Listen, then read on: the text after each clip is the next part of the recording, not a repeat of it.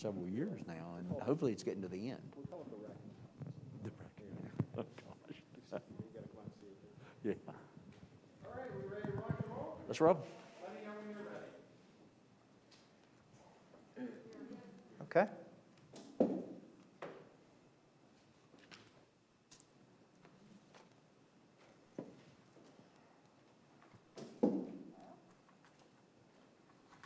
I'll wait. I'll just pop up on the Facebook. You're fine.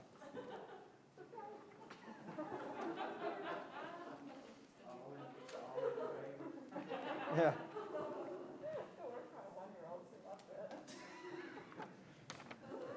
You're the star of the show. Go ahead, thank you. We will call the regular meeting to order. I apologize for us running a little bit long. We've had a lot of good stuff to talk about. We would like to begin with our Pledge of Allegiance, so we'll ask our VFW commander to come down and lead us in that. Present arms.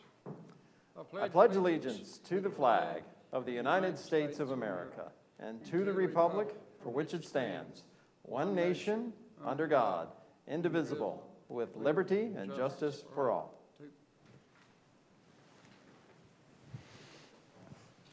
If you all will please join us in a moment of silence.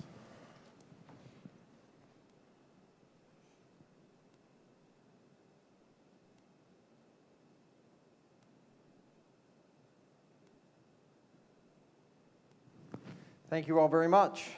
Council members, you all have the minutes from the September 13th meeting. Are there any changes you would like to bring forward?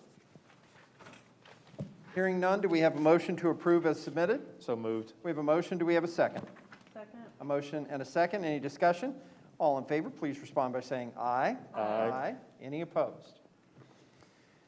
We will now open the citizen comment portion of the meeting. We will ask folks to come down to our podium, use the microphone. Please state your name for the record and limit your comments to 3 minutes or less. And hold on, I'm getting my timer started here, my sophisticated little timer.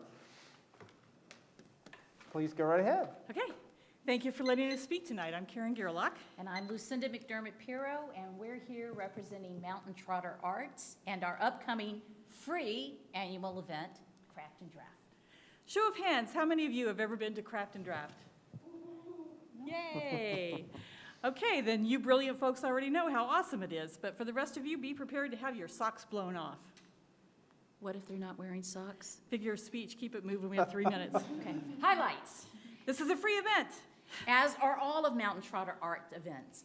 Free. Did you say free? You darn skippy I did. What else? Music. Tell them, sister. Roanoke Blues King JoJo Stockton and Soul Acoustic is going to kick us off beginning at 11 o'clock. JoJo's been getting rave reviews regionally and statewide. You can look him up. He's in the paper, etc. Next, we'll have Gate 10. Those are local young bluegrass band members that have been tearing up the festival circuit. And then we'll wrap it up with Flannel Jukebox, who will get you dancing and singing along with your favorite rock classics.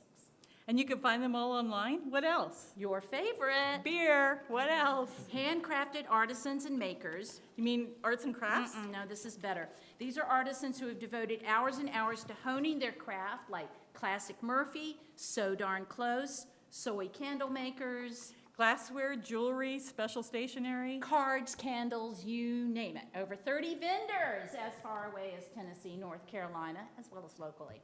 And merchandise. We will have our signature annual T-shirt by Main Squeeze Press, and all the money goes back into helping make this a free event. How long has Mountain Trotter Arts been doing Craft and Draft for the city of Radford? 7 years, my friend. And every year it's free to the public?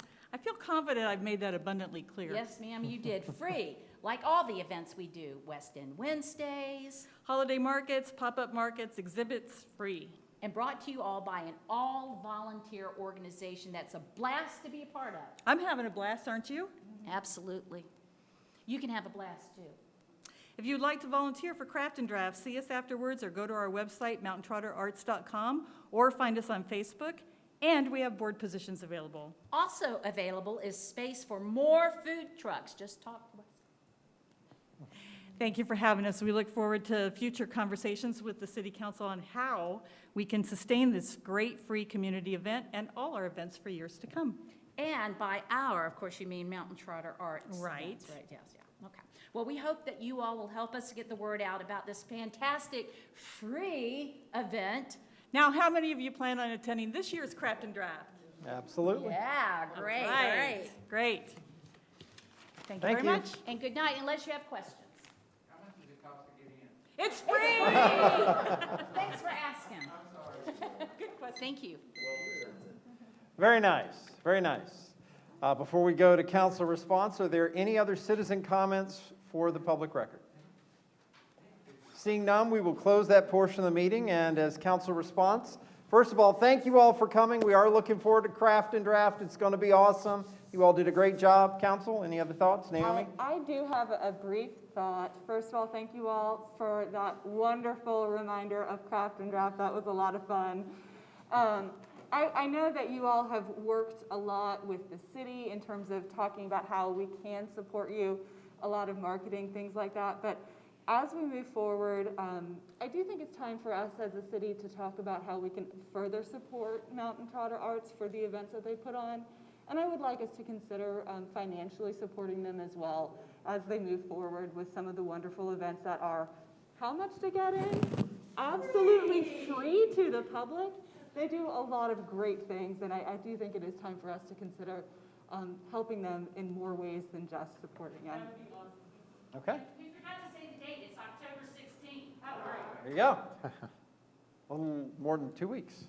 Jesse, what do you have? Anything? No, I was just going to say it is an absolute blast. Every time I go, I have a wonderful time. I'm afraid my intentions are good, but I might be at a football game. But Over Craft and Draft? I will definitely get a shirt as I do every year. So it's a good event. If you have not been, go, and you will make sure it's on your calendar every year. Onassis? I support Craft and Draft. I have 4 glasses and 4 T-shirts. I'm looking forward to my 5th T-shirt and 5th glass. Now, of course, the T-shirt sizes, I don't think I'm getting bigger. I think the T-shirt cut is changing. So just know that it's not me. It's the shirt. Just know that. But I support that event. I can't wait for it. So everyone who's listening out there, attend October 16th. The price is absolutely free, and please attend. 11 to 6, correct? Is that the time? Location, too. It opens at 11 a.m. and goes till 6. And it'll be right out here on Glencoe Field, right? Perfect. Forrest? I think y'all have said it all, except just thank you for the show. That was awesome. All right. Thank you all very much, and we will close that portion of the meeting. Unfortunately, Commander Jones was unable to be here with us this evening, so hopefully we'll have that again soon. At this time, we would like to recognize Public Power Week, and so I will turn it over to my colleagues. Forrest? City of Radford Proclamation Public Power Week. Whereas the Radford Electric Department provides our homes, businesses, social service agencies, and local government agencies with reliable, efficient, and cost-effective electricity, employing sound business practices designed to ensure the best possible services. And whereas the Radford Electric Department is a valuable community asset that contributes to the well-being of local citizens through energy efficiency, customer service reliability, environmental protection, economic development, and safety awareness. And whereas the Radford Electrical Department is a dependable and trustworthy institution whose local operation provides many consumer protections and continues to make our community a better place to live and work by providing reliable power services. And whereas the Radford Electric Department will continue to work to bring safe, reliable electricity to community homes and businesses. And whereas the employees of the Radford Electric Department are dedicated to providing Radford residents and businesses with reliable electrical service, and they prove this by coming out to fix power in all weather conditions. Now, therefore, the City Council of the City of Radford does hereby proclaim October 3rd through 9th, 2021 as Public Power Week throughout this city, and recognizes the Radford Electric Department for its contributions to the community and to educate customers and employees on the benefits of public power and provide reliable electric service to all customers. Mr. Mayor, I'd like to submit this proclamation. So we have a motion. Thank you, Forrest. We have a motion. Do we have a second? Second? A motion and a second on Public Power Week. Any discussion? All in favor, please respond by saying aye. Aye. Any opposed? And I just have to say, I concur. Thank you, Forrest. You know, we are so fortunate to have the Radford Electric Department. We really receive the highest quality service, and our power is highly dependable, which is so important. It makes all the difference in the world. Up next, we are going to talk a little bit about Fire Prevention Week, and Naomi, if you will take that one. I would be happy to. Whereas the city of Radford is committed to ensuring the safety and security of all of those living in and visiting our city. And whereas fire is a serious public safety concern both locally and nationally, and homes are the locations where people are at a greater risk from fire. And whereas home fires killed more than 2,770 people in the United States in 2019, according to the National Fire Protection Association, and fire departments in the United States responded to 339,500 home fires. And whereas smoke alarms sense smoke well before you can, alerting you to a danger in the event of fire in which you may have as little as 2 minutes to escape safely.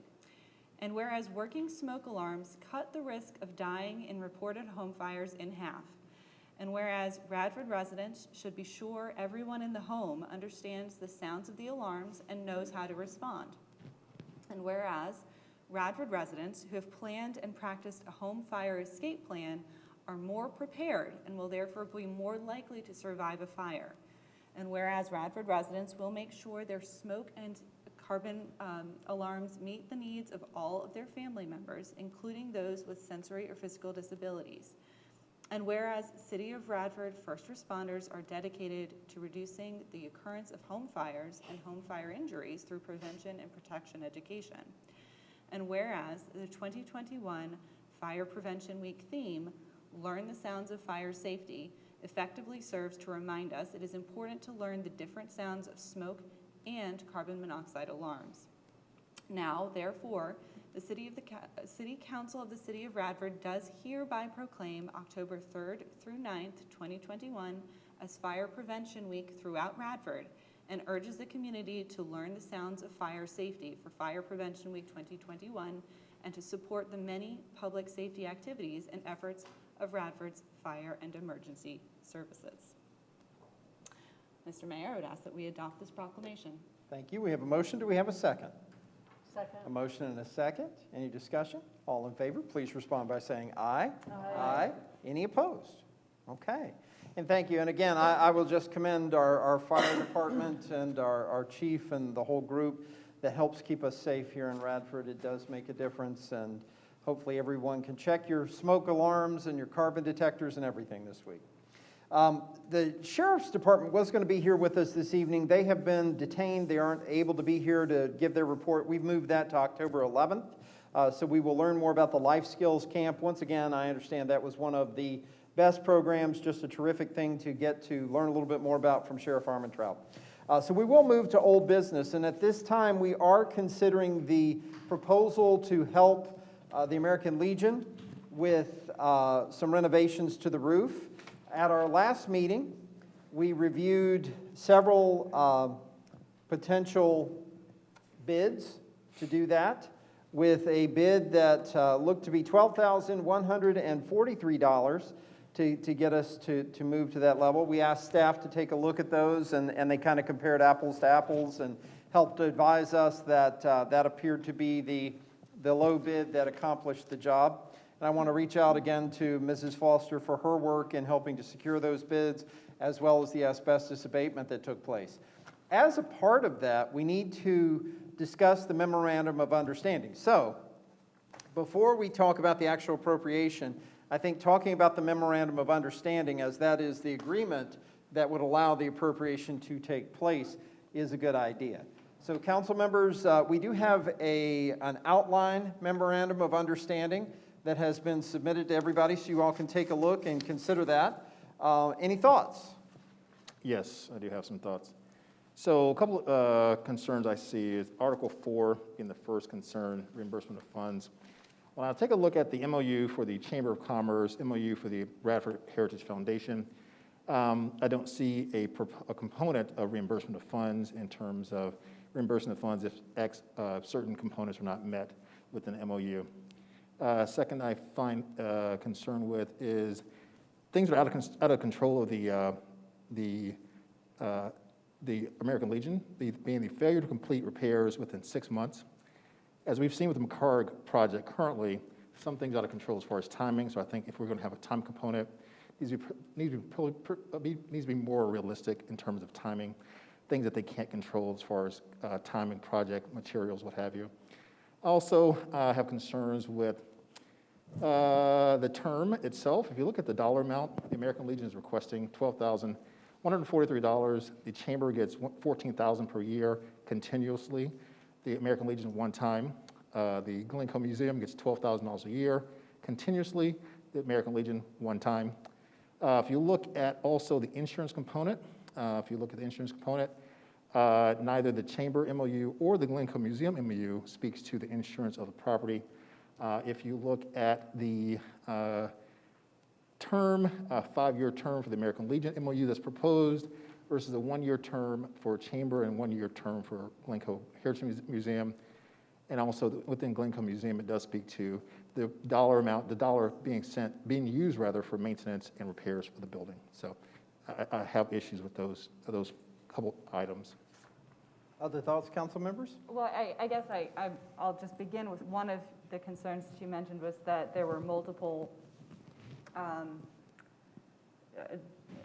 guess that the Chamber and the Heritage Foundation receive funds on a recurring basis. Are you suggesting that we should be making more recurring payments, or? What I'm suggesting is it's equitable, right? If we're going to ask for a one-time lump sum payment to the American Legion, whereas we're not asking for a continuous, as a city, we actually come back and state later that the city shall not, Article 3, contribution of funds, the city shall not be required to provide any additional funding over and above the funds identified as $12,143. With that being the case, it doesn't seem equitable in terms of MOUs to organizations that we're requiring a one-time gift have a 5-year term component, whereas when we're funding the Chamber at $14,000 a year on a reoccurring basis with a 1-year term. We're also funding the Glencoe Museum $12,000 a year with a 1-year reoccurring, $12,000 reoccurring with a 1-year term. So in terms of equitable fairness, it doesn't seem very fair. So let me speak on my viewpoint on the equitable and fairness of the situation. Glencoe is open to the public with great regularity every week. The Chamber is serving the community and the businesses. You've been a member of the Chamber. They serve the community every day of the week, every day of the work week, and then some on the weekends. So the American Legion building right now as it sits, a couple of things. One is it would potentially be utilized one day a month by our veterans for their meeting. So that leaves a great span of time of availability. It's not set up that every day, Monday through Friday, that we're requiring open hours. Here's the other thing about the 5-year. My little issue with the 5 years is that there's a lot of work to be done. So after we do this first layer of just preserving the building, it may take close to that to get the funding and the volunteers and the resources to complete it. So at the end of the day, what we may end up finding is at the end of 5 years, we've had no access to it anyway as a community. Yep. So I think it's very reasonable in regards to what we're asking, because we are not saying it needs to be available Monday through Friday and on some weekends. We're saying on occasion, once all the work is completed, and heaven knows when that will be. So I don't think that there's anything in here that's questionable.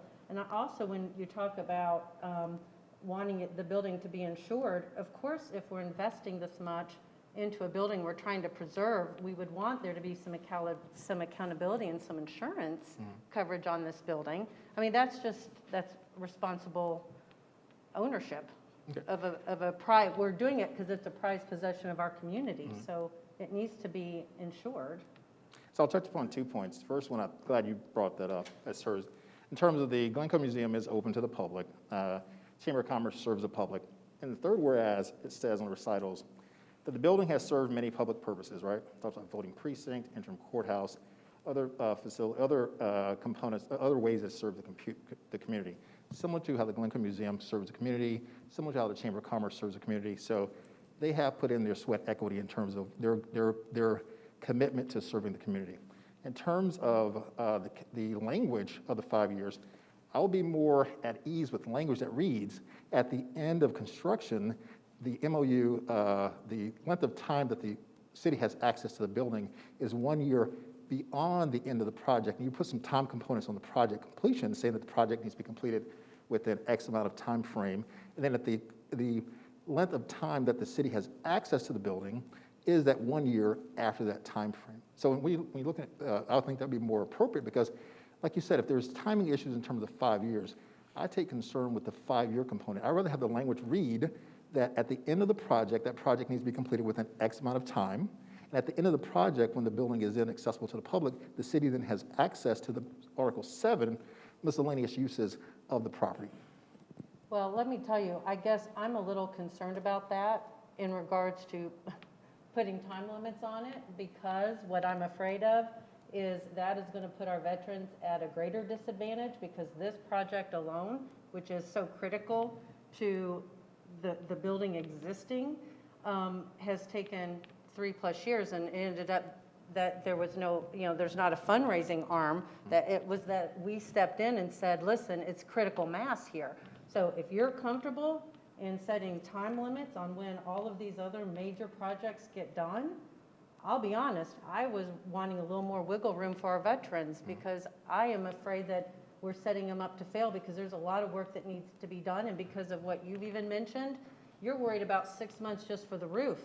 How do you think the timeframes are going to be for all these other projects? Well, That worries we as a council have put in the language of 5-year window, right? So if we're comfortable with a 5-year window in terms of the commitment between the relationship between the American Legion and the city, why would we not be then comfortable with a 5-year window in terms of the timeline that we provide to the American Legion to accomplish the tasks that it needed to accomplish? I'm fine with, to me, you're asking for more stringent requirements than what we're asking of as a council. So, I guess Can if you clarify, please, in terms of how is that more? Because we're saying within these 5 years, we would like to have access once the work has obviously been done, because I think we're hoping there'll be a commitment that that will happen.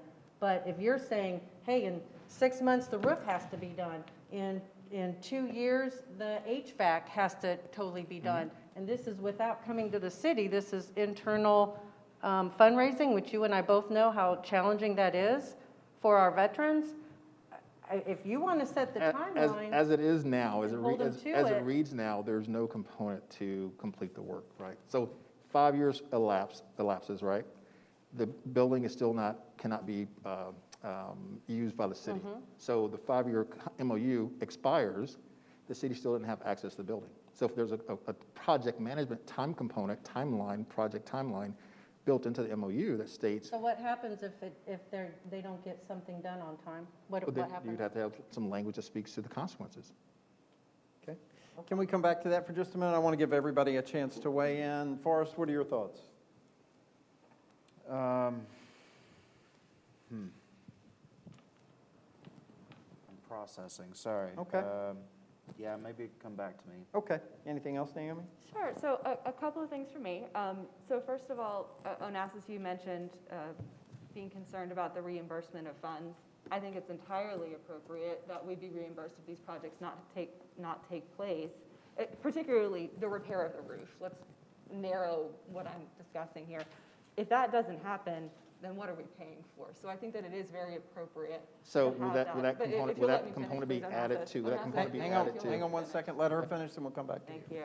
I was going to say, I take your point regarding the 6 months or that time limit, because as we're seeing right now, construction is being delayed left and right. And I think that that's a very fair point.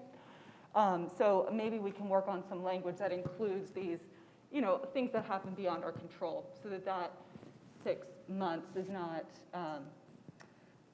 so we're not tied, you know, if they're dragging their feet and nothing happens because of their own negligence, then that's one thing. But if, you know, if we've got projects lined up and the construction's ready to go and then people can't come in and do the work, that's a totally different thing, and I want us to be able to accommodate that.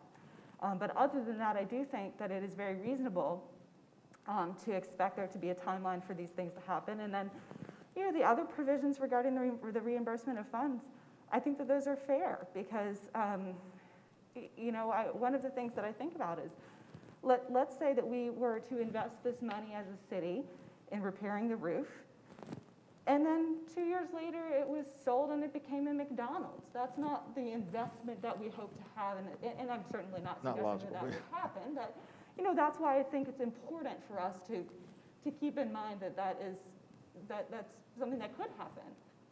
So I do think that those are important terms. And then one other thing that I would mention was regarding the use of the building. You know, we're all sort of struggling, I think, with how we can potentially, how the city might use this. I imagine the American Legion doesn't want to just open its doors all the time. We want to be sure that if we as a city are investing into something for the public good, that the public can in some ways utilize that. And I think we're all sort of struggling with finding that balance. One of the things that strikes me is that this building is very much you know, Jesse, you said it last time we met, that it's a living, breathing building. It's got a soul to it, and it is a memorial, and that's what it was built for. It serves as a memorial, and that in and of itself is a very real city function. It serves a purpose just as being a memorial without even us using it. You know, without even walking into it. And I do think that I would like to see some additional language just encouraging and working on a partnership so that we can continue to use that as a building to serve as a memory of those who have served.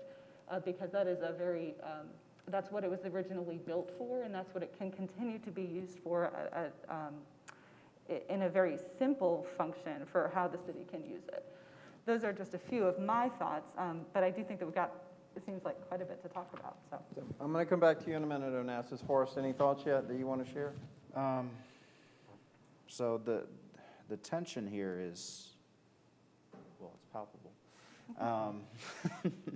No, I think that the tension that we're running into here is wanting to approach this from a perspective of where we represent the city, we represent the city's interests, but we also recognize these veterans and want to reach out and help them. So Onassis and Jesse, I'm going to ask you a question, no strings attached for either of you, but from my position, if I understand both of you correctly, obviously there is in mind of what's best for the city, but from what I understand, both of you think that your idea of how this should go forward would also be better for the veterans side. Am I correct that each of you think that how you've laid it out is the better option for the veterans? Or am I missing something there? Well, I think saving the building first and foremost is a priority for the veterans. And I've had the opportunity to speak with them at length, and they are very grateful and very gracious that we're willing to take this initial step, because they realize if we don't, there would be no conversation. So I find them to be very amiable with the city and wanting to make sure that, I think last time I even read a list of some things that they'd even suggested that the city would be able to utilize the building as just, and one of those things absolutely was to continue to find ways to honor our veterans. That's one of the things that they wanted to look for. But they also wanted us as a city to help tie them into when we have like a 4th of July event. They may not necessarily have the leadership internally, but they would look for our guidance to be able to help them be a part of it. And so they're very, very open to this. And I think that they are excited to see a broader use of a building that they also feel like lives and has real meaning. So I think what we have to do is exactly like you're saying, is there's a balance. You know, we're making an investment. The taxpayers are making an investment because we do acknowledge it is an important part of our history. And with that, knowing that there is opportunity for this building to be utilized more than one time a month, how do we do that? They're willing to work with us on it. And one thing that I know that I was even speaking briefly to the mayor about a couple days ago was at some point, maybe if someone internally within the city can kind of help them, like with the next step, to help maybe look at organizing events, organizing volunteers, someone that maybe understands that structure a little better, because I don't think that this stuff hasn't been done due to any resistance on their part at all. It's really just due to a lack of understanding, resources, and it's a new world how we communicate and organize. So, like I said, I don't feel like they seem to be very amiable with everything that I've brought up. Everything that I've brought up, I've talked to them about before I've come here. So I don't think they're going to be too caught up on if it's 5 years and then 2 years after that, or 5 years. I think they may be a little more concerned if we say we need this done in 6 months and this done in 2 months, or there's a repercussion. What I'm hoping that we do is we have a much more working relationship with them, and once we get this phase, that, you know, we do have some support from the city saying, okay, so what's our next phase? Like maybe we have a committee and we work together with them and help organize and give them some tools, maybe look at some grants, other grants that might be available. So I'm hoping that we continue to work in partnership and be a part of their process, because I think they're going to need some additional help. And I don't mean additional help just financially. I think securing this building and saving it from the water, I think then the building is going to stand. Now, how it stands within those 5 years in regards to how the city can utilize it, I don't know. I'm a little worried, though, to be honest, about putting specific deadlines. In the perfect world, I'd like to say, yes, these are the deadlines and you do this, or I'm worried to do that because I don't know how much time we're going to have as a city to help with that. I think they're going to need it. I'm willing to continue to be a part of this project, you know, as long as they want my participation in it. So does that help you or not help you? No, it helps some. So once this phase one is complete, how usable will the building be? Because all the city is helping with is phase one.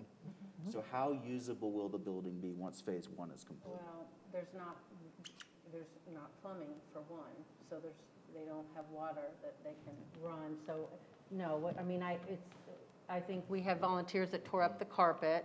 So we have hard floor underneath that I think may be salvageable, but it's going to take some of those volunteers.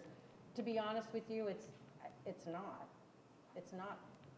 going to be ready for use. And there are, as last I saw the phases, there are 2 more very pertinent phases to have this building usable. And until those other 2 phases are completed, it's not really going to be usable for us. At some point, it might be more usable for their 1 meeting a month because they go and kind of inspect it and take care of some things. But in regards to us hosting things, to be honest with you, it's going to take a while. It may be by the end of, the 5 years is gracious because it took us 3 years to get here and we're actually writing the check. Right. So it's going to be a while. It may be a moot point at the end of the day because at the end of the 5 years, we may not get use of it. It may not be up and ready. So I might add a little something, if that's okay, that I think might help with some clarity. And I appreciate everybody's comments. To address some of your points, Onassis, I think that the difference is the performance agreements in the MOUs for the chamber and and Glencoe as a facility. We own the building, but as an operation, are really more an operations MOU as opposed to paying for a roof or paying for repair. It's a little bit different setup because we don't do that so much with the others, although I guess the chamber. Well, our MOU with the Glencoe does state The city would be maintenance includes responsible for repairs. the maintenance of the property because we own the building. We'll talk about the funds being used for the maintenance. So if you read the MOU, it states that the funds that we're providing, as my taxpayer dollars provide, that it states that the funding provided to the Glen County Museum will be used for the purposes of maintenance and repairs. Is that not what, is that how, is But that for how it reads? operation of the facility too, that's part of that piece. But having said that, that's where I see a little bit of a distinction, whereas this is a repair, and what, in addition to honoring it as a memorial and having the building saved, are the citizens receiving as a public service beyond the veteran community, which is important. And so what I would like to propose is that we talk about this in terms of, I'd really like to see a couple of years at least, not just a single year, because just the timing to figure out how to utilize the structure and going through that 1 year may not be enough within a time period, just because we'd be learning a lot and going through that with that structure. But something to the language of this MOU would run for 2 years following the substantial completion of repairs and improvements that make the building available for general public use, including activities such as blood drives or veterans need supports, things along that line. And that gives us a little time. Now, if we want to say a 5-year window to complete the repairs, I think that's fine. I don't know if that's reasonable, not reasonable, based on, whatever fundraising we're able to do. I think, let's get back to the roof for a second. I don't know how busy the contractors that have bid are already, but I don't know that 6 months is an unreasonable time to say. We could put a clause in there that would say if the contractor is unavailable to complete the project within 6 months for the roof, that we can reconsider an extension at that point in time. But I don't think it's unreasonable to say 6 months to complete the roof. Is that appropriate, David, as far as you can tell? Well, I think one of the, and we can put anything, this was just to Right. give you all a launching. Framework to Yeah, start with. framework to get going on this. The part that was dry, and we've been thinking specifically about the roof and the contribution of the city, gift of the city to this project. And the 6 months was kind of centered around the fact that Roanoke Roofing, who was the low proposer, Right. has in their 30 or 60 days Right. that they've got to get going, and we've got to acknowledge that. So figuring that there's no way that a roof would take longer than 6 months to get on there, that's the reason the 6 months was kind of put on the front end to kind of follow the Roanoke Roofing proposal that was given, because if you put it off any period of time, our experience has been with any project, if it's a year from now, or unless there's a material issue or something, and maybe you can add that clause that's subject to any kind of weirdo thing that might happen, the price is going to go up if we wait or the Legion waits. It's most likely not going to be that 12,000, whatever it is, 12,143, in 6 months or a year. So that was kind of what was guiding that part of it. Everything else was just picking some numbers and putting it in there. So whether it's 2 years, 5 years, whatever you all want to do, or 5 years from, or 3 years, or 2 years from the date the roof is put on it. The roof is just going to protect the building. I think from what we see, it's going to take a while to get the rest of it, whether it's through volunteers or whatever. It's going to take a while to get the building to a useful level that you can, now you're not going to have rainwater coming in. Now you're not going to have the windows being damaged further, the soffits leaking, things like that around the chimneys. You have saved a building, and that's kind of what the impression was Mike and I had from you all's So the conversation. verbiage there, the failure to complete the repairs or any portion thereof, I read that to mean essentially this is a good faith, a statement of asking for good faith that you're at least going to start the project within 6 months. And I think we could Is say that- subject is that to what- contractor I don't know if availability. that's an maybe accurate renewable. reading. Yeah. Is that an accurate way to read that from a legal perspective? Just so you know, my thought process when I drafted this may be helpful. It's interesting to hear how it's been interpreted. But, my thought, and again, I apologize, I was trying to piece something together from just general comments from everybody, but, my thought process honestly was, I debated between 12 months and 6 months. The only reason why is because I knew that with construction times, it could take longer than 6 months. But really, my thought process for 6 months was, one, what David said. We already had one proposal in place. I was under the impression they were ready to go. Right. Yeah. That was my impression. My second thought process is that, at least as I understand it, one of the greatest risks to the integrity of the building is the fact that when it rains or we have moisture, water is coming into the building. So I thought that we wanted this repair made sooner than later, and that's the reason why I selected 6 months. This 5-year term thing, there has already been a relationship over the years whereby this property has been used for public purposes. If you want to know the truth, part of the reason why that I thought it was important that there be some provision in here that it continued to be used for public purposes is because in my view, I think under the statute that gives this, gives the city the authority to provide this supporting funding, I think it's important that the property be used for public purposes in some way, the way it has been historically. I think that's part of the factors that give the city the authority to make this grant of money. The 5-year term, honestly, in my mind, was tied to what term that you chose under reimbursement of funds.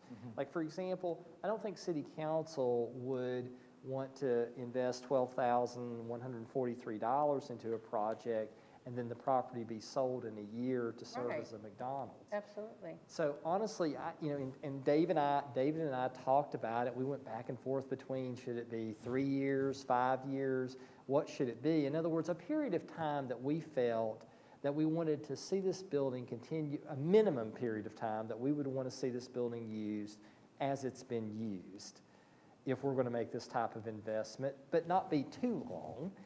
So 5 years is kind of how we looked at it. We looked at, and part of my rationale was that, well, there was a 5-year warranty on the roof. Right. Yeah. And that's what we're investing. So I thought 5 years made sense. And I feel really positive about all that. And I mean, the building does have insurance on it now, Yeah. correct? Well, So it's just requiring that maintenance of insurance. And in terms of the insurance, I am assuming without knowing that the property's probably insured anyway. Right. But to Naomi's point, if we're going to be investing this money into a roof, we want the property insured against casualty, such as fire. And then in terms of a term, I always think that it's good to have some type of term in an agreement so you know when it ends. And that's because I had a period of time that the property, this reimbursement provision that was based upon 5 years, that's what I based the term on for 5 years. Listen, there's nothing in here to say that at the end of 5 years, the American Legion can't continue to allow the city to use this property for I just put that in here as a term for this particular MOU. In terms of the use of the building, this is what I really struggled with, and it's because it's very difficult to draft a binding provision as to how the property can be used when we currently don't know when or what uses we may need to make of it. Right. So what I've put in here is common language that I see in contracts in which they endeavor in good faith. I mean, the truth is that this language here doesn't guarantee any use, but I think that based upon the history of use of the building, that the American Legion has been more than willing to provide. I think that this language captures the continued spirit of doing that, which may be as specific and as binding as we can get. Can I ask that the Vice Mayor read a statement that she's come up with about the historical monumental piece of it? Right, so in thinking about this building and the use for it, I was in DC this weekend and I went to the Vietnam Veterans Memorial, and it was striking to me that if you go, you still see people leaving flowers, you still see people leaving books about their loved ones, and it's very much an active, people are participating in this honor, and it made me think of this building and how its very existence, I think, is something of a public use. Just the fact that it was built, it may not be our building, but it being there is important because of the names of those it honors.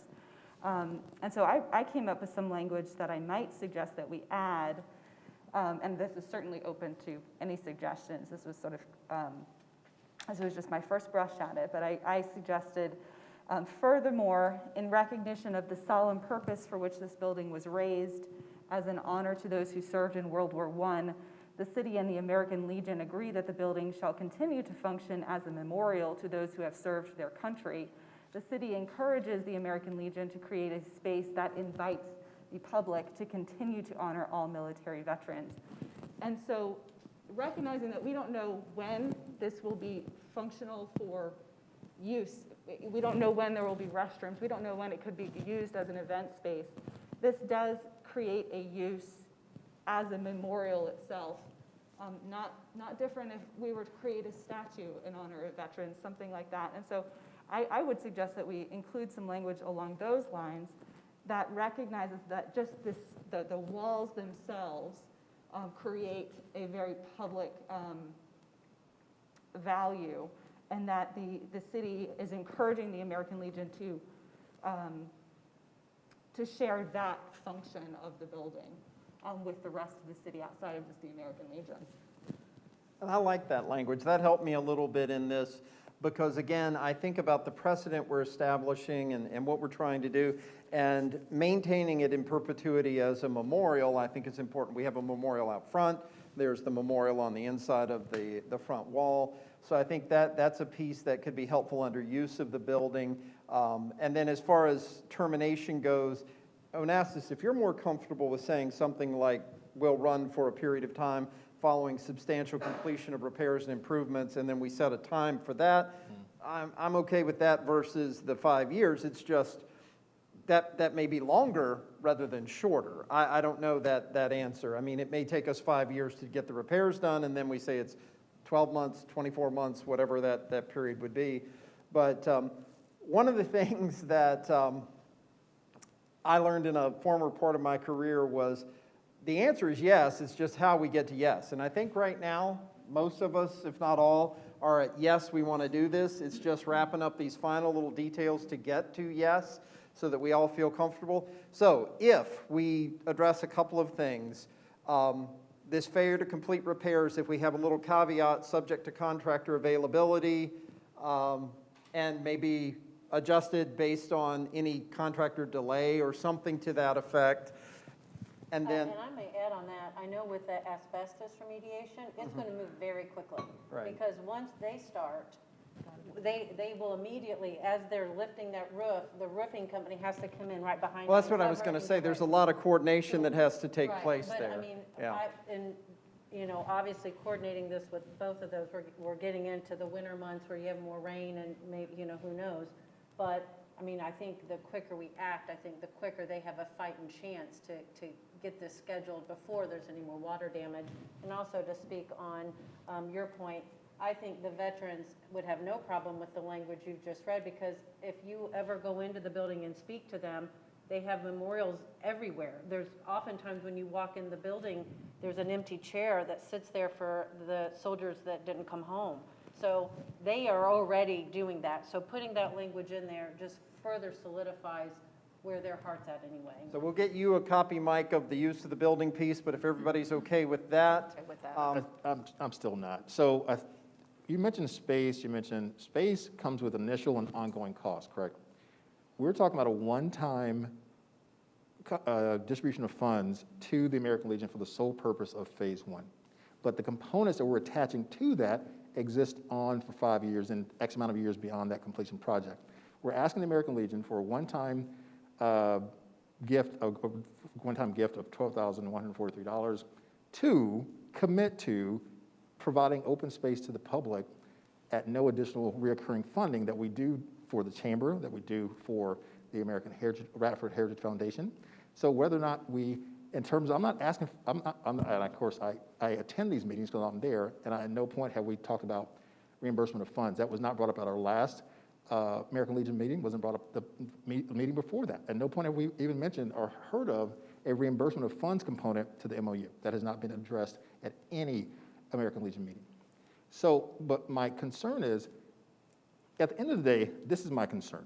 We have a fiscal responsibility, and we have a responsibility to our veterans in this building that we state in our we state in our recitals what they've done for our community, what the veterans themselves personally have done for our community, and what this building specifically has done for our community.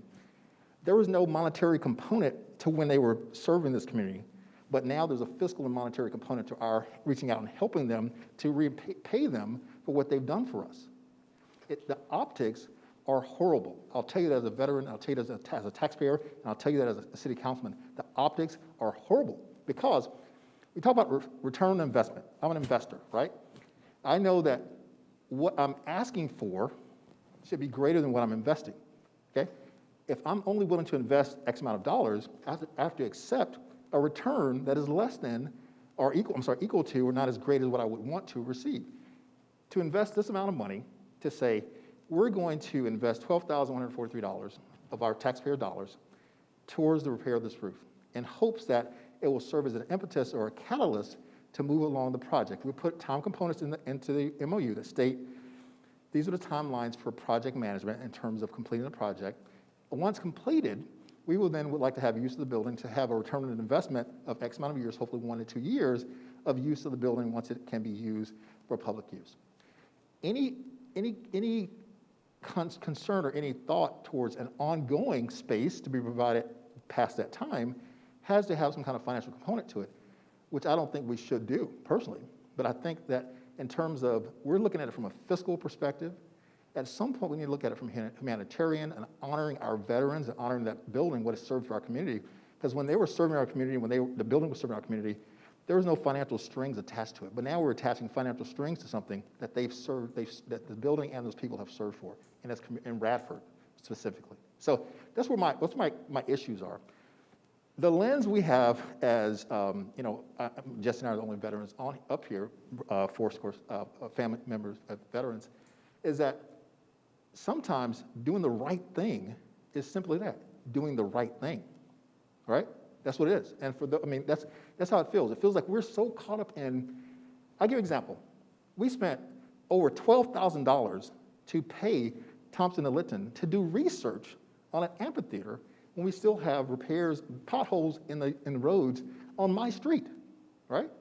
So if we can spend my taxpayer dollars, your taxpayer dollars, their taxpayer dollars on greater than $12,000 for Thompson and Litton to just do simple research on amphitheater, now we're piddling around and being concerned about $12,143 to fix a roof for a building that we say in the third whereas, in our recitals, has served many public purposes, including a voting precinct, interim courthouse, and what have you. The optics are horrible. I'll just tell you that.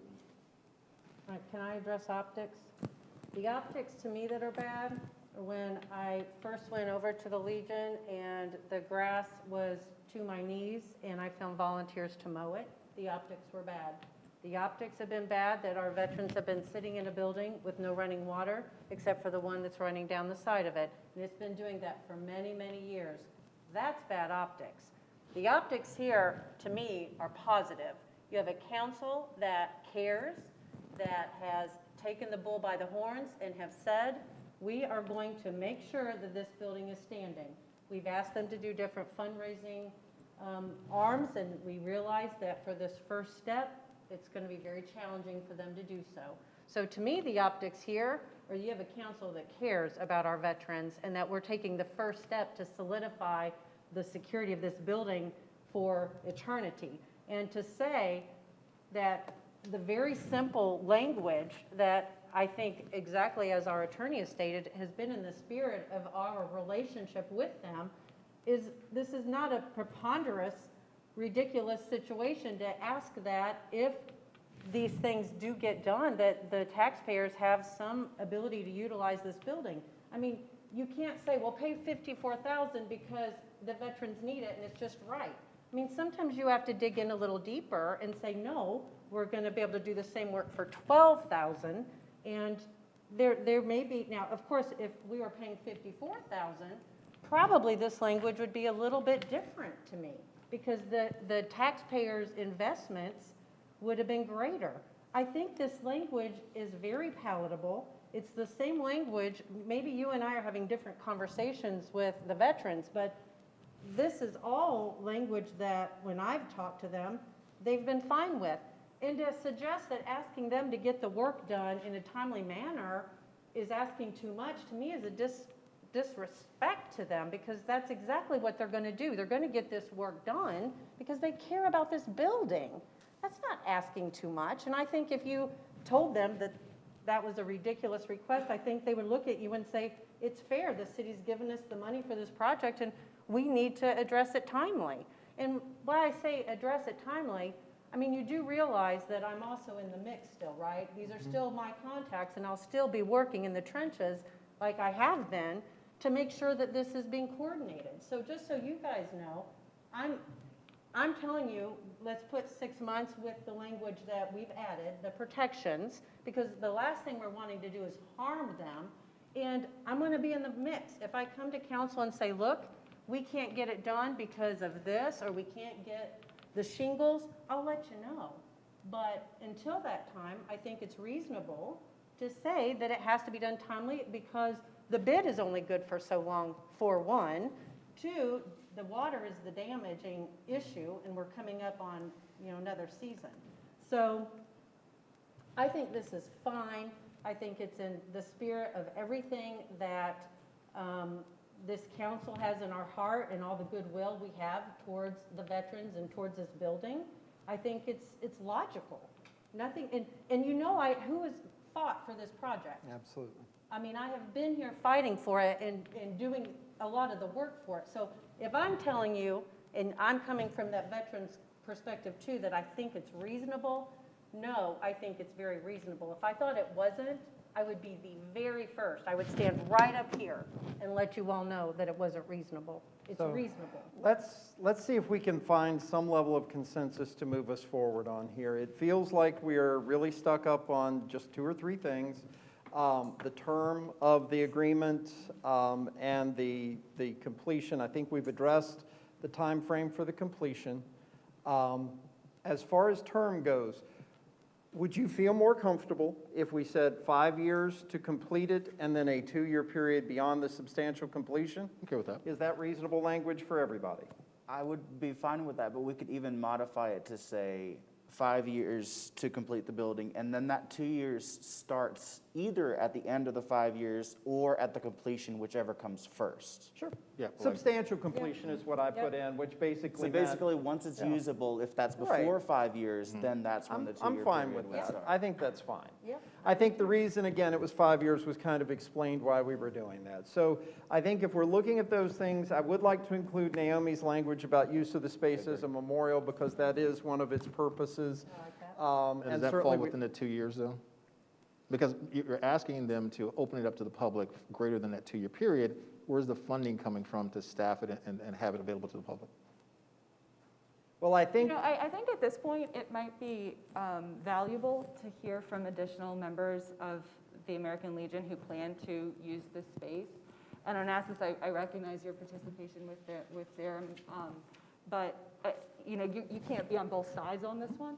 And so I think it might be helpful to hear from some of the leadership, as we do when we have other MOUs presented to us, hearing their perspectives and the way that they intend to use it, and what they think of this agreement, what they think of when they could open things up for a memorial, when they could they could open it up for other things, when they could begin moving on the other phases. I think it would be very valuable to hear their thoughts on the MOU itself, because I don't know what their perspectives are, and I appreciate your criticisms of this, but I think it would be a good idea for us to hear additional perspectives on this.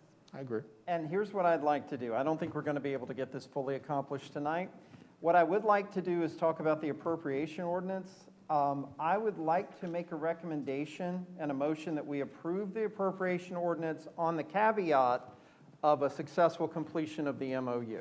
Is that reasonable to everybody to get us where we need to go? That way we don't have to revisit the appropriation ordinance. I mean, we could just hold it all until the next meeting, but I really kind of want to move us forward and see what we can do to get this taken care of. Is that out of order? I'm not sure you don't have an agreement. I'm not sure you could you couldn't really. You couldn't release the funds till we have the MOU. So we'll just wait. I think the big question comes back to the proposals that they've gotten. Is Roanoke Roofing's proposal going to be good for another? You're already up on the 30 days, it's going to be good for another 30 days. Well, here's the thing, if we agree to this and they get the MOU with the check and they don't agree with it, then we'll get a check back. If they don't agree with it, they can return the money. Is that reasonable Right? for everybody? So I don't want to wait. Okay. I'm really worried because we really are encroaching on the winter season. So my thought is, you know, if they don't like it, they don't cash the check, then we Okay. don't do the roof. So let's do this then. We've got to get something we can actually work from. The three things that I'm hearing that we're going to try to alter, Section 4, number 1, expanding that 6 months within a reasonable period. Section 5, to include the use as a memorial, recognizing the building as a memorial. And then looking at termination as 2 years following substantial completion of repairs and improvements that make the building available for general public use and programs as needed. Is that reasonable? Should you say no more than 7 years? I mean, how long do you want to keep that going? No, is I mean, my- is that fine? The language there was that substantial completion or 5 years, whichever comes first, so that it's not just indefinite. I'm fine with that, if we want to do That's what that. we had- 5 we had years or talked about. substantial completion. Is that reasonable? Yeah, Yeah, that's So it's a fine. minimum of 2 years if it gets done tomorrow, and 5 years if it, exactly. Yep. takes a little longer. Okay. It helped me. Yes. If under item 4.1, would this language satisfy everybody?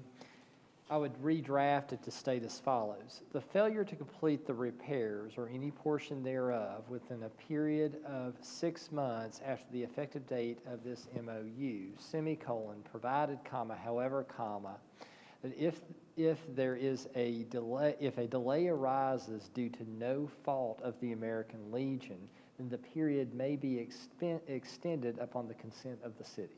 I think Yes. that's fine. Like that. Does Perfect. that work? I think Yeah. that's fine. That would then at that point give probably David the authority under the Yes. agreement to say, you need another 3 months, fine.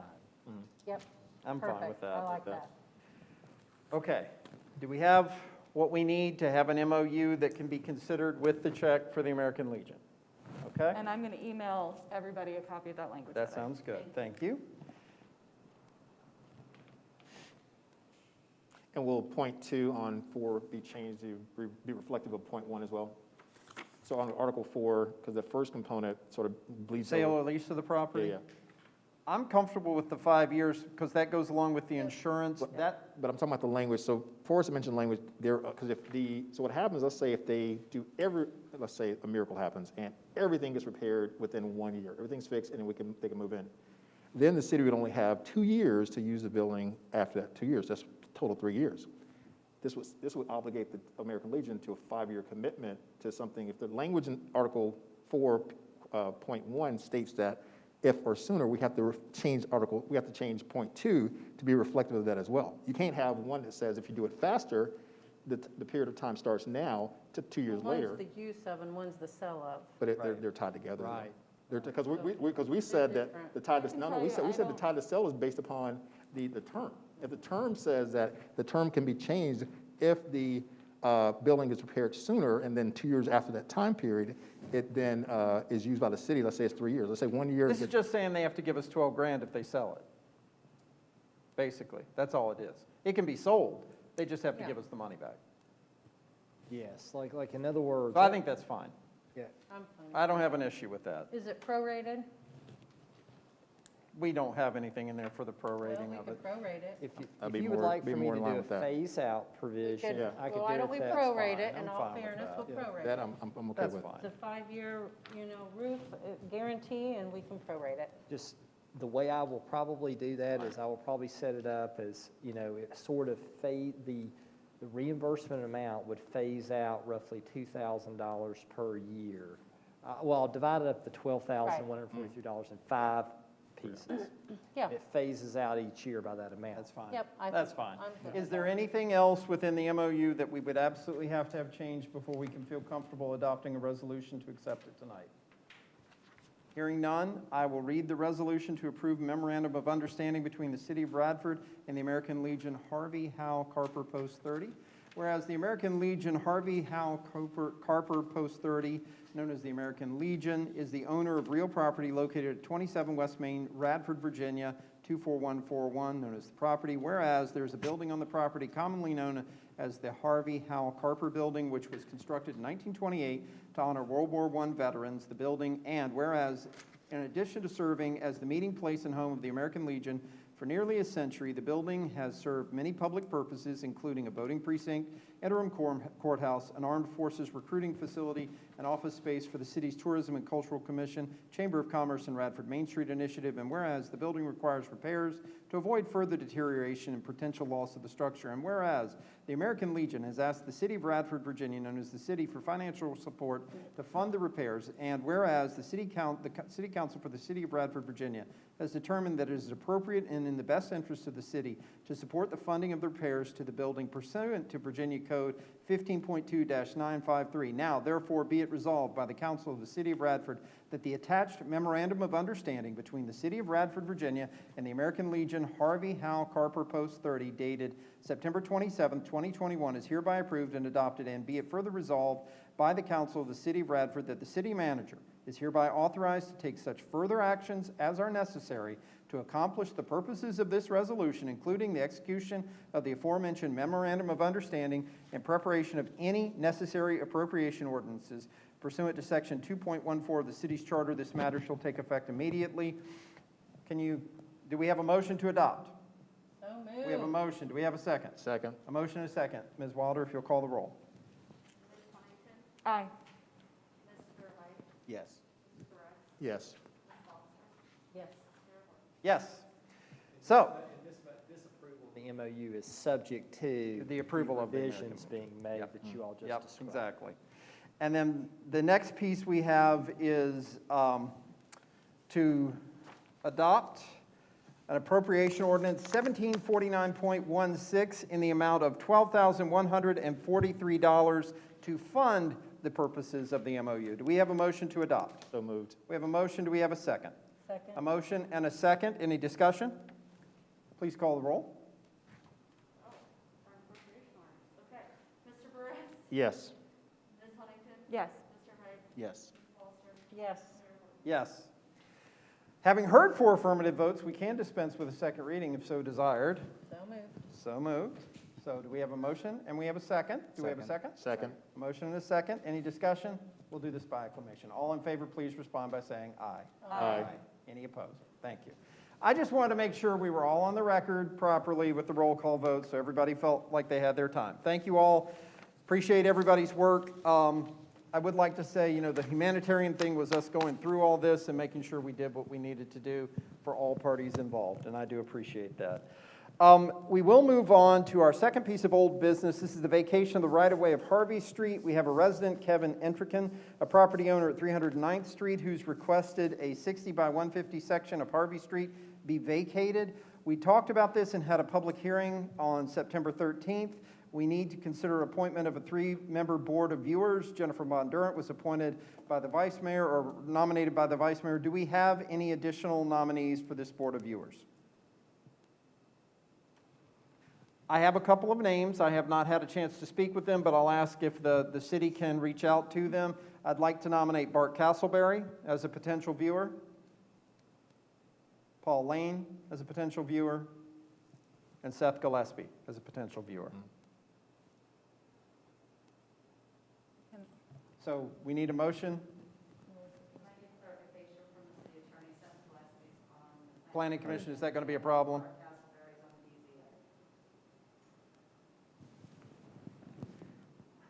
I don't know offhand of any conflict or reason that they couldn't serve on the board of Okay. viewers for that reason. All right. Thank you. Yeah. I thought so. That's just an alternate, whomever is available, yeah, to go from there. Seth would be my alternate if we go from there. Because I believe the others have done it previously, and that would be helpful. So do we have a motion to empower the city manager to invite those folks to serve as our board of viewers? So moved. We have a motion. Do we have a second? Second. Motion and a second. Any discussion? All in favor, please respond by saying aye. Aye. Any opposed? Okay. Let's talk a little bit about CAPER. And Melissa, I'm sorry it's taken us so long to get to this point. This is our Consolidated Annual Performance Evaluation Report for Radford, and this is how we work with our Community Development Block Grant funding. Would you like to share any thoughts with us? I know it's late in the evening. It's okay.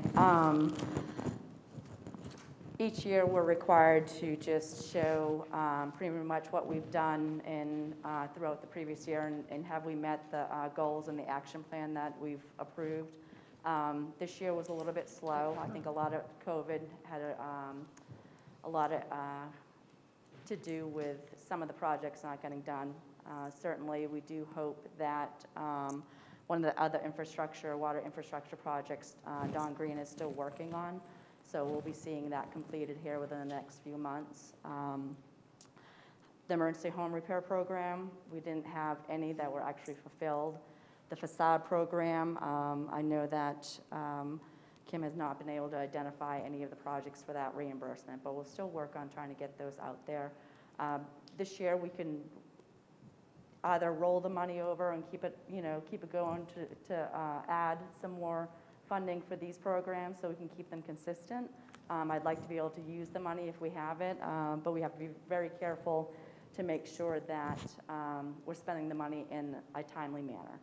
So we did get a lot of the resources were used for the CARES funding for the Meals on Wheels, the Women's Resource Center, Bobcat Backpack Program. So I know that a lot of the resources were used to help our citizens throughout this time. Of course, Newer Community Action with their assistance with rental and electricity.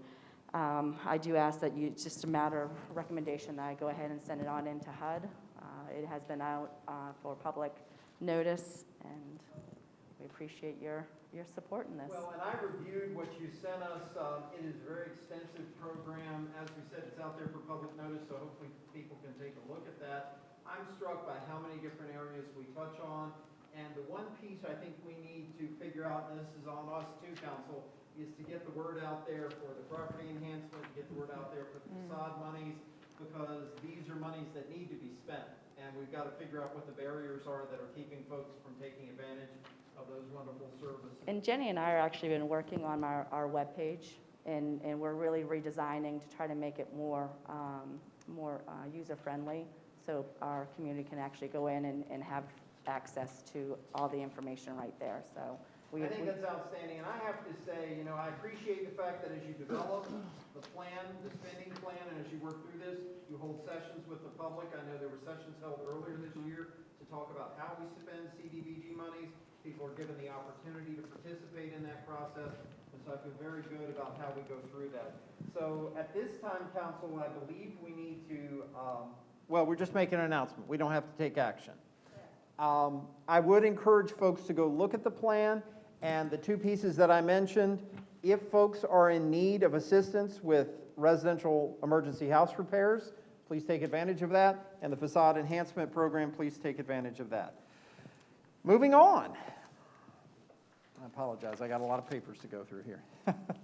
We need to talk a little bit about a wonderful new development that may be taking place in the city of Radford. A rezoning request has been made by Jones Real Estate Investment to accommodate development of 9 townhomes on Gibsondale Drive. The property is zoned partially industrial and requires rezoning to R4 multifamily to accommodate townhome development. We have to schedule a joint public hearing with the Planning Commission. That can be accommodated on October 25th. Do we have a motion to schedule a joint public hearing? So moved. We have a motion. Do we have a second? Second. A motion and a second. Any discussion? I'll just say this is an exciting piece, and part of this rezoning some of our areas is really a crucial piece of us finding affordable housing in Radford and moving the city forward. And I know that's something the Planning Commission and Melissa have been working very hard to try to identify and help go, and we are so appreciative of having a developer who's willing to come in and take advantage of this opportunity. So is there any further discussion? All in favor, please respond by saying aye. Aye. Aye. Any opposed? Okay.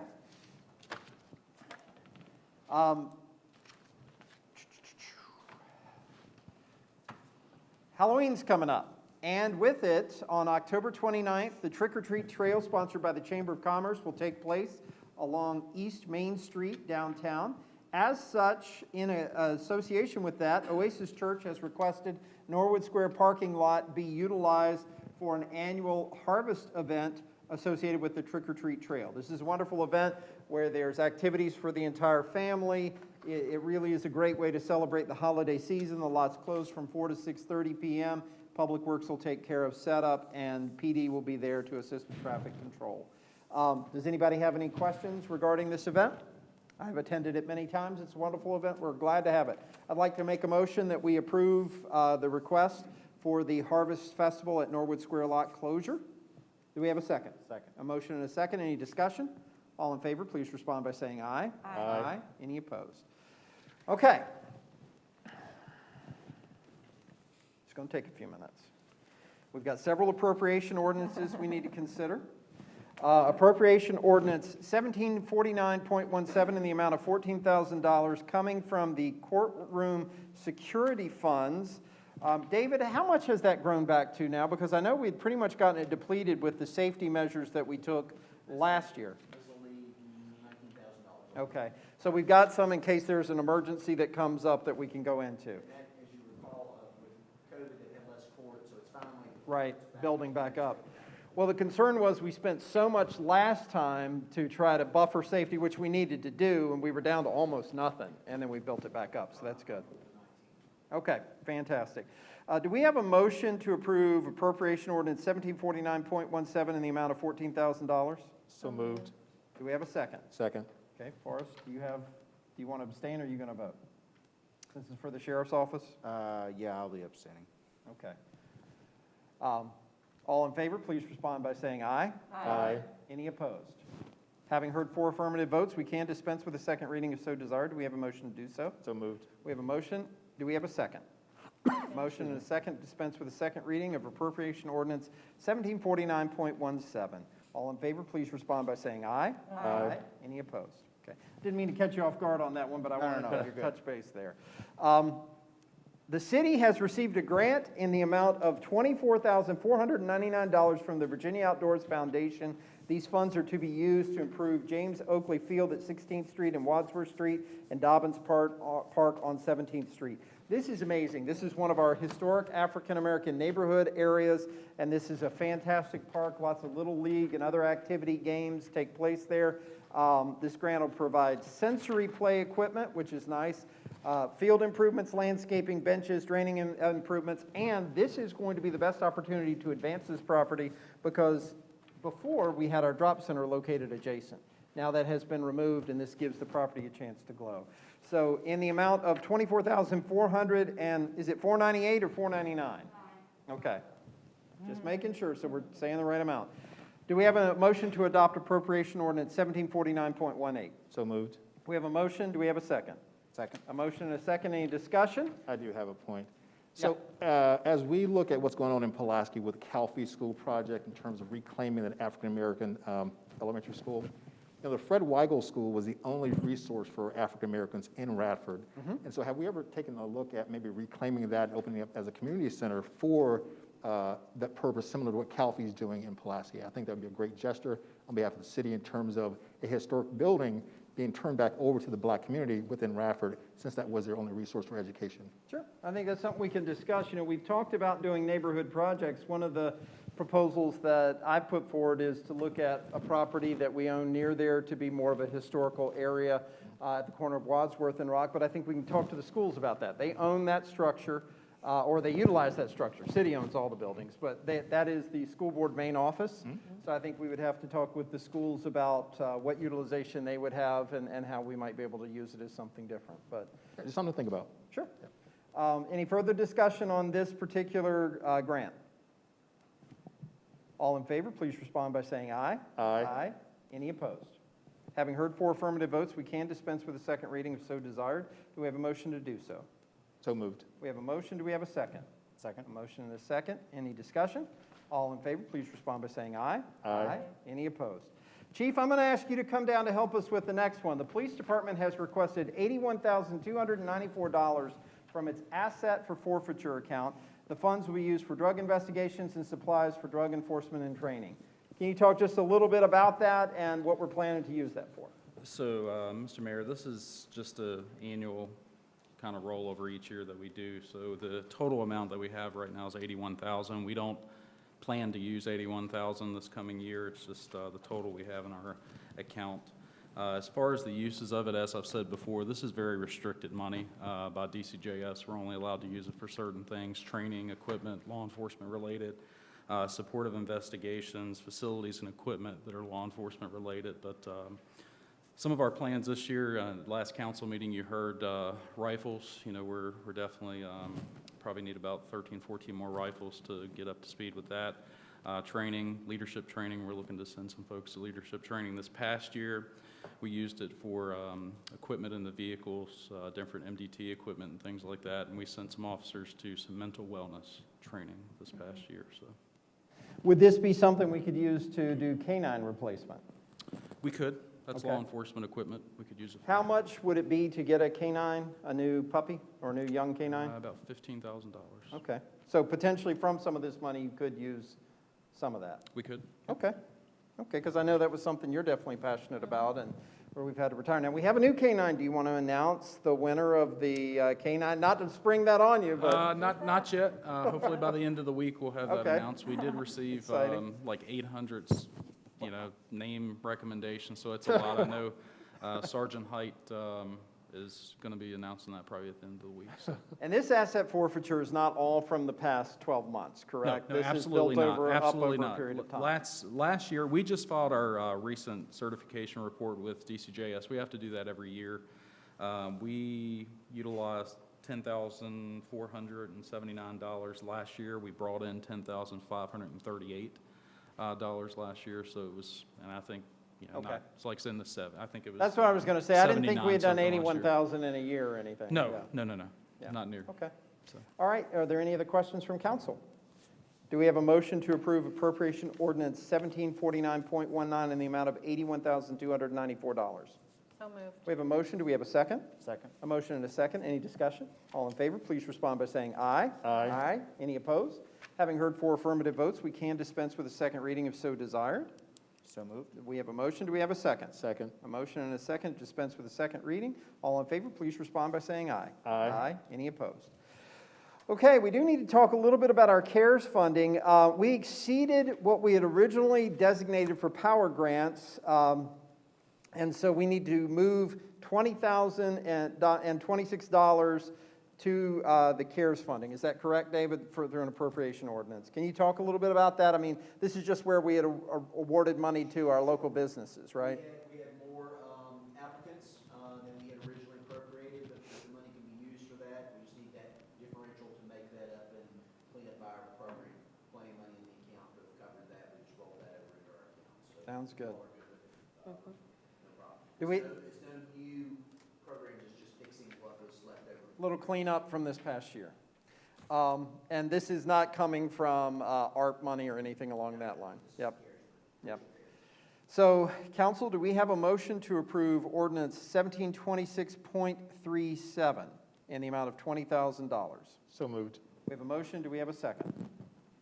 A Second. motion and a second, any discussion?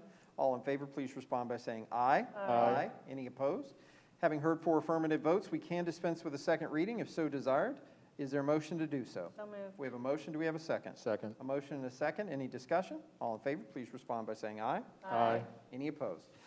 We also have a litter control grant that we can talk about in the amount of $5,608 from the Virginia DEQ, Department of Environmental Quality. It'll be used to support litter education and prevention. You know, one of the trickiest parts is more trash blowing around the city, in the parks, everywhere else. We've done a ton of cleanups. If we can get a little more give a hoot and don't pollute and get to where we need to go, I think we'll be in good shape. Do we have a motion to approve appropriation ordinance? Okay, I'm confused here. Are we 1713.15 or 1726.38? Trying to tell you, so when you're looking at the ordinance numbers, the 1726s are all the new, That's what I thought. all the old ordinances, the ones you did before. So these are ones on last fiscal year. So Gotcha. we're fixing all this. It's audit. It's time of year that you have. Yep. We're dealing with 3 fiscal years right now, so I'm confused as to But the correct number is 1726.38. Okay. Do we have a motion to approve appropriation ordinance 1726.38 in the amount of $5,608? So moved. We have a motion, do we have a second? Second. A motion and a second, any discussion? All in favor, please respond by saying aye. Aye. Any opposed? Having heard 4 affirmative votes, we can dispense with the second reading if so desired. Do we have a motion to do so? So moved. Motion to dispense with the second reading, do we have a second? Second. Motion and a second, any discussion? All in favor, please respond by saying aye. Aye. Any opposed? Okay, we're down to some big money now. And is this the correct number for this appropriation number? Okay, Yes, we actually, this all started in the last fiscal year, so we, okay. since 1%, we've got to have a I just wanted to make sure we were on the correct number for this year. It's not Yep. affecting what you're planning on doing with your spending, but you have through 2024 to decide what you're spending on 2026 to actually make the expenditure. All you're doing is recognizing the appropriation. Okay. So council, we have received $4,114,196 from the American Rescue Plan Act associated with COVID relief from this last year. And since it wasn't included in the fiscal year budget and we are not actually expending this money at this time, we are just recognizing the revenue. Do we have a motion to approve appropriation or? Yeah. Okay, sorry. Do we have a motion to approve a public hearing, to schedule a public hearing? Sorry. So moved. We have a motion to schedule a public hearing. Do we have a second? Second. A motion and a second. Any discussion? All in favor, please respond by saying aye. Aye. Any opposed? Okay, I apologize. I was on a roll with approving ordinances, so there we go. David, what do you have for us this evening? With the hour being what it is, I'm good, just, we got some road projects coming up, water restriction will be closed for a little while, Wednesday, while I put the loop wires back in, fixing that problem there. We've got bids in on the bridge project, up there at, University Drive. Should we have that something for you, if we're able to get the numbers to work out, we'll see that at the next meeting, if not, we'll check for another round of bidding. Let's see, Highlanders Festival coming up in October, we'll all report to that kind of stuff next month, so I think we're good. Okay, Mike, do you have anything? Jenny, anything? Naomi, what do you have? Nothing for me tonight. All right, Jesse? My moment of silence was dedicated to R.J. Horn. Just to let everyone on council know, we are going to be going on Wednesday to the American Legion with Scott from the Heritage Foundation and a couple board members. We will be going through the items that they have available and look at discussing the preservation process. I thought we should take it a little step further. So what we're going to do on October 7th is the American Legion members are actually going to come to Glencoe Museum and they're going to walk around, and we're also going to just show them physically how some of these things in the past have been preserved, just so they, you know, these are things they've kept very close to their heart and they're very old. A lot of, like I said, I think one thing I touched the other day was 1918. Yeah. So I just want them to kind of get an idea when they hand them over what the process will be. And so then at that point, they'll approve us removing those from the building, those items, and taking them to the museum and start that process. So just to give everyone an update, we're still moving forward with that. And to remind everyone about the farmer's market, we still have Couple weeks. couple weeks left. Yeah, a couple weeks in October. So if you haven't been, or you know, you're going to be suffering and sad soon because we're not going to have all these wonderful things, you better go get your fill in the next couple of weeks. Awesome. That's all I have. Forrest, what do you have? I'm good for tonight as well. All right, Onassis, anything? Yeah, Radford men's and women's basketball season tickets are on sale. Get your season tickets. Before we see everyone again, I don't think we'll see them until October 11th, so make sure, actually we'll see, Highlander Festival is when? Highlander Festival's October 9th. So make on the sure you Radford attend that. University I love that event. And so, yeah, that's all I have. So go support those RU Highlanders and basketball season tickets. Can't wait. So I just wanted to mention that this is homecoming weekend at Radford High School. There is going to be a parade on Friday at 4 p.m. from Sal's to the high school. So hopefully folks can participate in that. Football game Friday night and then some activities on Saturday. I think they're going to have their dance on the tennis courts. I know they've been doing a lot of work in preparation of that. It is also homecoming at Radford University, so there will be a lot of additional people in town. You are all invited on Saturday afternoon to come to campus to hear the DeLoreans, an 80s band play on Moffett Wall. and participate in that. And you're all Highlanders again for the day that day. The following weekend is Radford Highlanders Festival, October the 9th. We will have that on Moffett Field as well. It is a joint venture between the City of Radford and Radford University, and there's lots of great music. Sire is the band. They've been with us before. It's sort of a Celtic rock mix, and a lot of fun. That'll be on Moffett Field along with the games. Chad Clark is serving as the games master. Once again, he is an alumnus of Radford and does an amazing job. Then on October 16th is Craft and Draft, which will take place on Glencoe Field.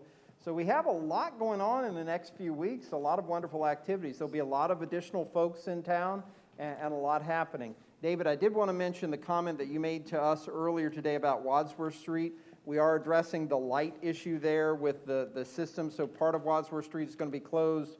Can you tell us? Yep. Northbound. Wednesday morning. So just keep that in mind. We've been working to address that as we go.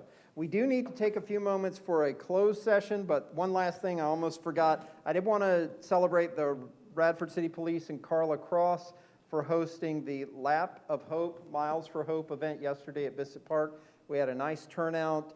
It is still possible to help educate folks about the National Center for Missing and Exploited Children to try to help our kids and families and adults, for that matter, stay safe in the crazy world we live in today. I was really appreciative of the team's efforts in making all that happen, and it was a wonderful event.